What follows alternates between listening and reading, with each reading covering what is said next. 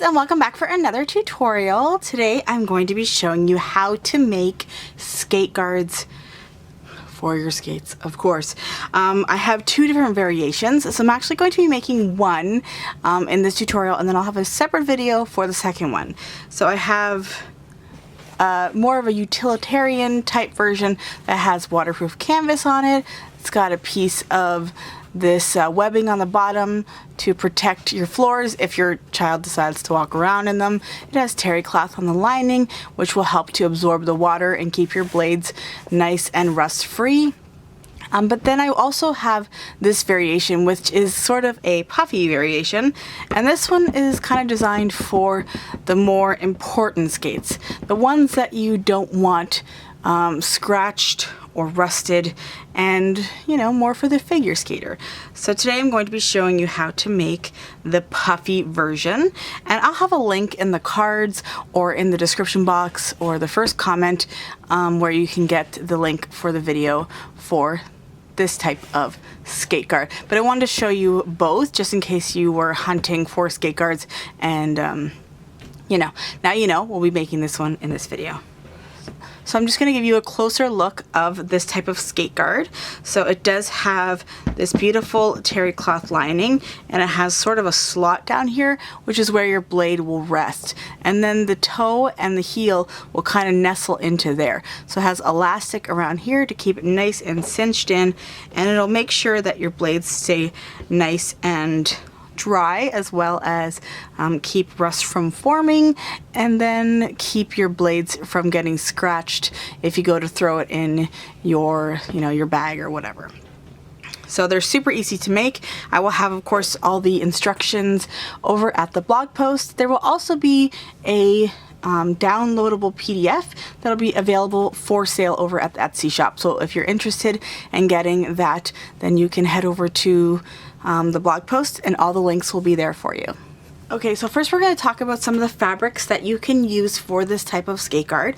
Today I'm going to be using a minky dot fabric for the outer, and then a terry cloth for the lining. So I'm using terry cloth by the yard, but you can of course get an old towel, or you can even go over to the dollar store and get some cheap towels. I really like the ones from the dollar store because they're thinner, and you don't want like really bulky towels, especially when you're sewing and you're going to have all these layers. So a thin towel works best, or you can use some microfiber towels. Those will work really well to wick away the water, and of course keep your skates nice and dry. For the outer, you can use cotton fabric as well. You could use jersey, you could use a velvet, but I'm going to go with the minky since it's super soft and super cute. You're also going to need some elastic. So I'm using this half-inch elastic. I tried the 1/4 of an inch, but it doesn't quite stretch as much as I need to. The 1/4 would work, but if you have the 1/2 inch, I would definitely use the 1/2 inch instead. And of course you will need some sort of stuffing. So this is actually from the Blue Whale pillows over at Walmart. I find that they are the cheapest batting, so there's a little tip for you, but you're just gonna need probably less than 1/4 of a pillow, I guess you could say, to stuff these little skate guards. Okay, so I went ahead and cut out my pieces. So like I said, over at the blog post there will be different sizes for whatever size you need. So this is, I'm making for my daughter, it's for a size 6 skate, but I'll have that all in the blog post. So depending on the size skate you're going to be making it for, that will be there for you. So all you're going to do is take these two pieces of fabric, and we're going to put them with the right sides together. And because I'm using this slippery fabric, I'm going to use pins to hold it all together.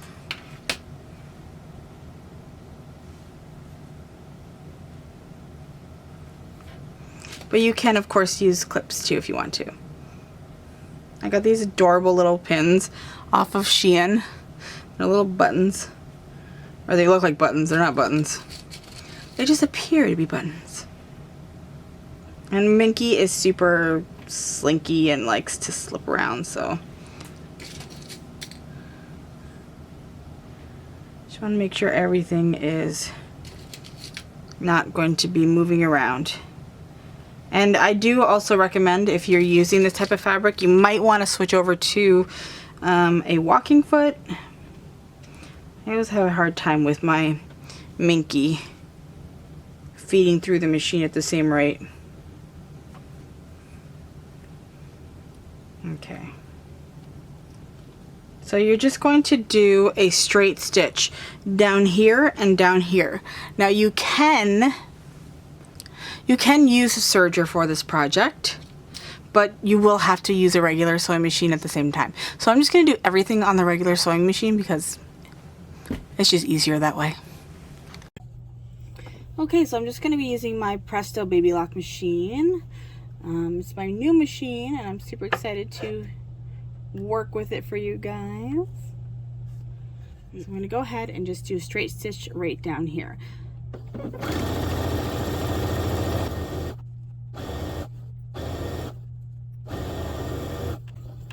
And then I'm going to back stitch and take it out. And then I'll just do the other side.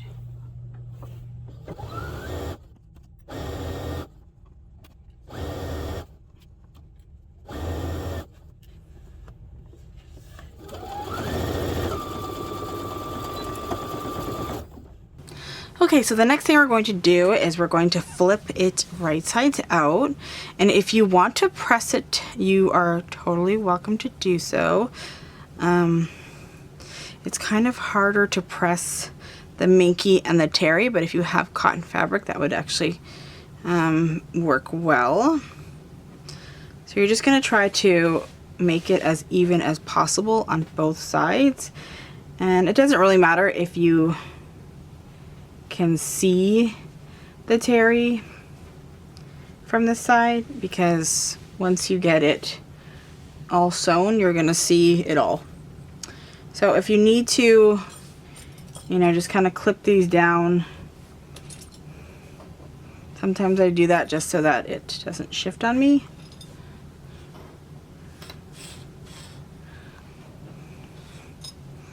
And then we're gonna do 3 straight stitches. And we're going to do 1 here and here, and that's going to create a casing for our elastic. And then we're going to do 1 right down the center. So if you wanted to mark that line, you can do that, or you can just wing it because you won't really see it anyways. As long as it's centered. But even if you had cotton, you could fold it and then press it to give yourself a memory crease, and then you could go by that as well. But like I said, with this fabric, you're not really going to be able to do that. So I'm just going to wing it. Okay. So we're going to give ourselves probably a seam allowance of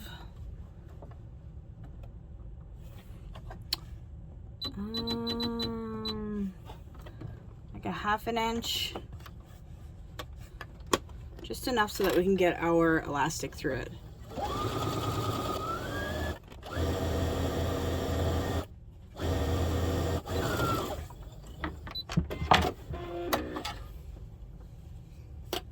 Okay, and do it on the other side.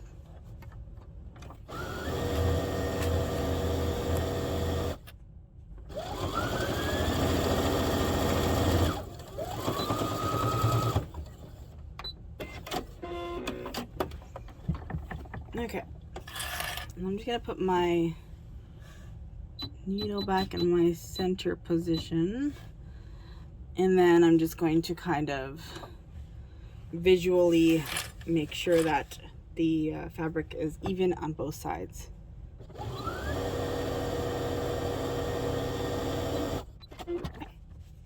Okay, now from here we're going to grab our elastic. I have this elastic threader. It's not necessary, but like you can use a big safety pin, but it's really easy for this type of project. So I basically just kind of stick the end in there, and then I will take my elastic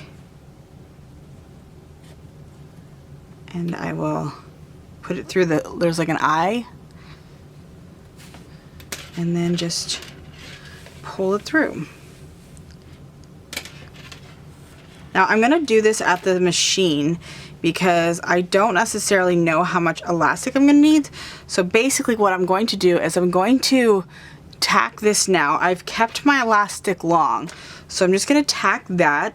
Just put like 3 or 4 stitches back and forth, and then I'm gonna pull this, and I pretty much want to pull it till I max out the elastic. And then I will tack it again and then just snip off the excess, and then I'll feed it on the other side, and I'll do the same thing. So I'll do that all at the sewing machine. Okay, so I'm just gonna put it in there and do that little tack here. Back and forth, and then, oops, I'll cut. And then I will pull it till it's pretty much cinched up, and then I'll do another tack here,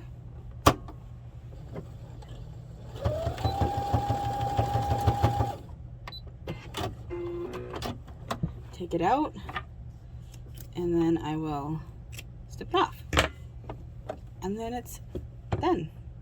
I find that way easier than sticking my little piece of elastic in there, and you feed it all the way through, and then all of a sudden you weren't watching it, and then it gets stuck inside your casing, and then you gotta pull it out again, and it's just a pain. So I'm always looking for ways to do things that create less headaches. Okay, so now I'm gonna pull it through just like that, and if it comes out all the way, you have that long tail, so you can kind of pull it back carefully though.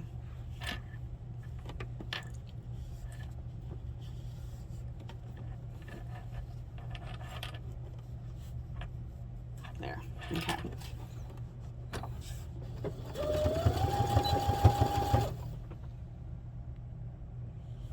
Cut. And then pull. And if you kind of max it out on both sides, then it'll be even.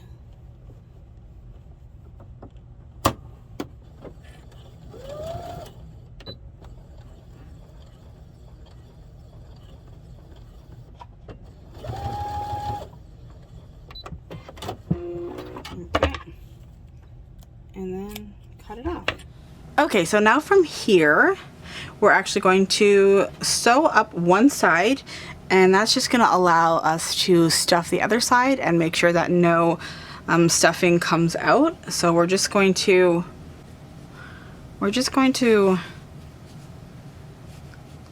line up the sides, put a clip there, and try to line up that so it's nice and level, and then go all the way down.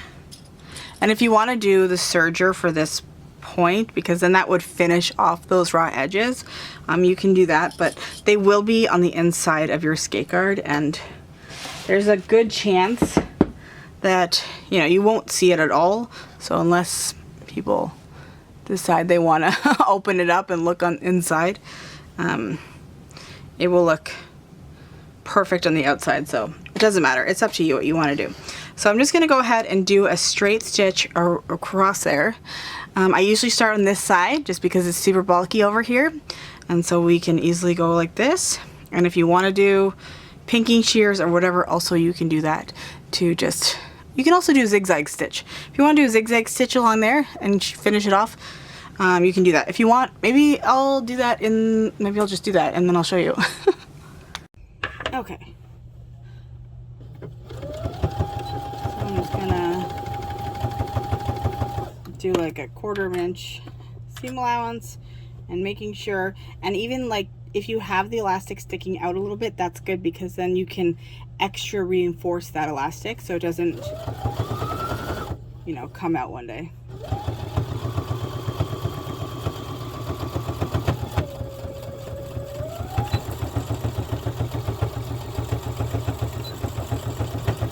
You want to definitely reinforce that more, just because there will be stress on this seam. And then that is how that goes. So I'm going to do a zigzag stitch just to show you what that would look like. Okay, so I'm just gonna do like a 9, I think. So I'm just gonna go over to my little keypad, and it says I need foot G. G? The heck is that? Oh, I don't even know what that is. Okay, where's I don't know what a regular stitch, a regular zigzag. 8? Let's try that one. Okay, 8, we'll use that one. Okay, that's probably the right one. Okay, so instead of using a serger, which is this machine right here, if you don't already know, excuse the mess, this would be an option for you. Okay.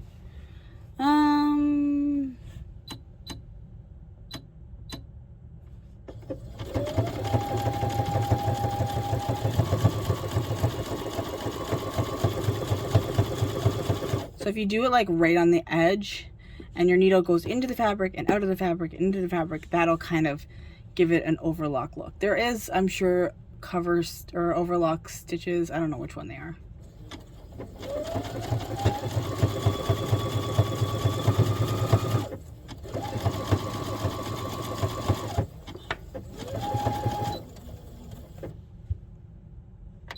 I haven't, like, I'm still somewhat new to this machine, so I don't know all the stitches. But yeah, that's what it'll look like.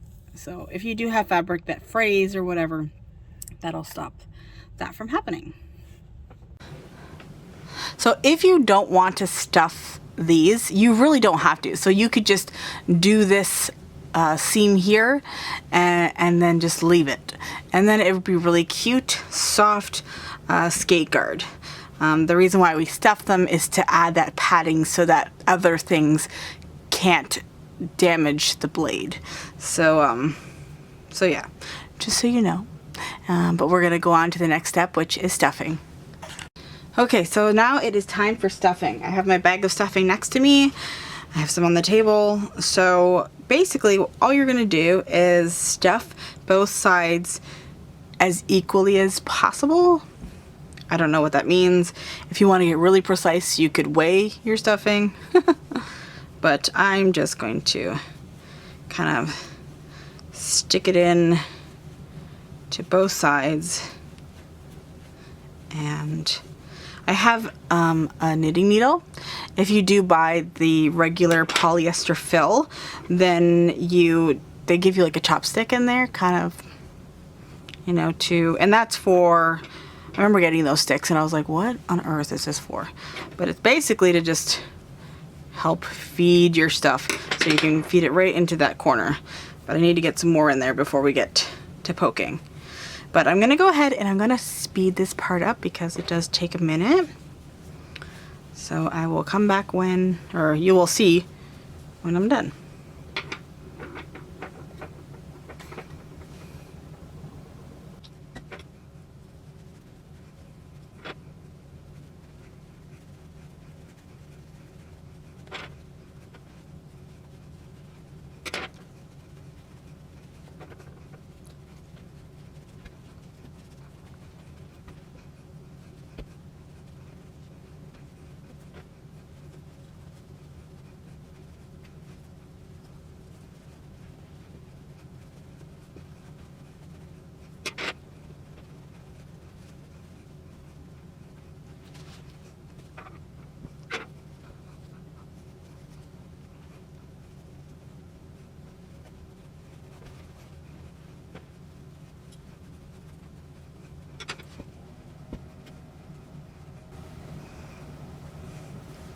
Okay, so we have our little skate guard super stuffed. I think it looks pretty good. This is how it's gonna look. So once it's you're finished sewing it, then you can kind of fiddle with it and make sure that the stuffing is nice and even. But you want it to be pretty well rigid because you want it to be tight in here. So just put your fingers in there, and if you feel like it's pretty snug, then I think you have enough stuffing. So now we're just going to do the same thing on the other side, and we're just going to close it up. And this side is a little bit more tighter because now you have the stuffing kind of pushing against you. But it's not too bad. Because the fabric is soft, it's just bulky, but it's not like hard to get through for your machine. Like it's not thick like canvas or something like that. Okay. And try to make that as even as possible. And then we will go and put that in the machine. Okay. So if you needed to push the stuffing deep in though, like push it in deeper so that you could get it in your machine, you can do that, and then once it's done, kind of manipulate it with your fingers to bring the stuffing back. Where's my, can't find my little foot. Okay. All right. Oh, I'm on the wrong stitch. 1.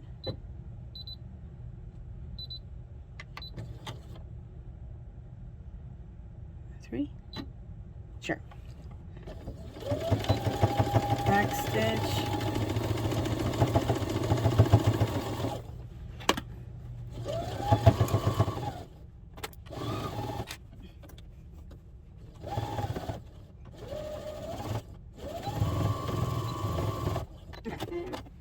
Make sure you got it all caught.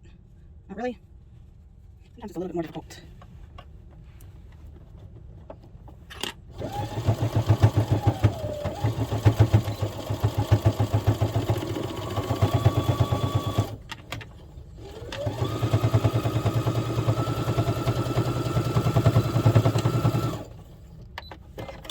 On this side.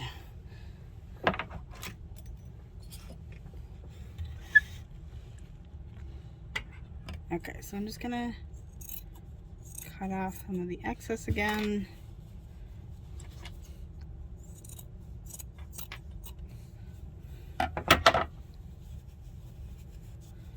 And that is how it's looking. So now, do I remember the stitch I used for the zigzag? 8? I think so. Okay.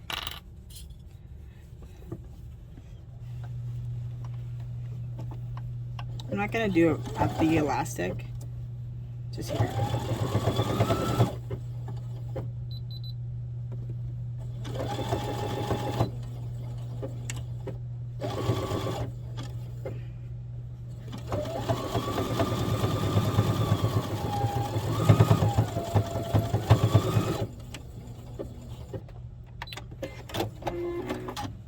Okay.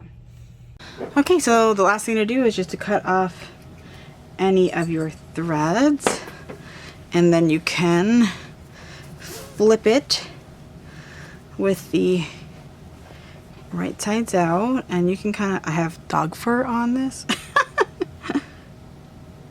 Oh, Blue, you and your fur. So yeah, just kind of, you know, try to redistribute your stuffing, but it's totally fine like this. Actually, it might be kitty fur. She was up here. Okay, so I'm just gonna grab a skate, figure skate, and we'll just give it a little test. And then I kind of just push it in, and then it's perfect. It will not fall off. And it's so cute and soft. The little girls are gonna love it. And you can walk on this, I'd say.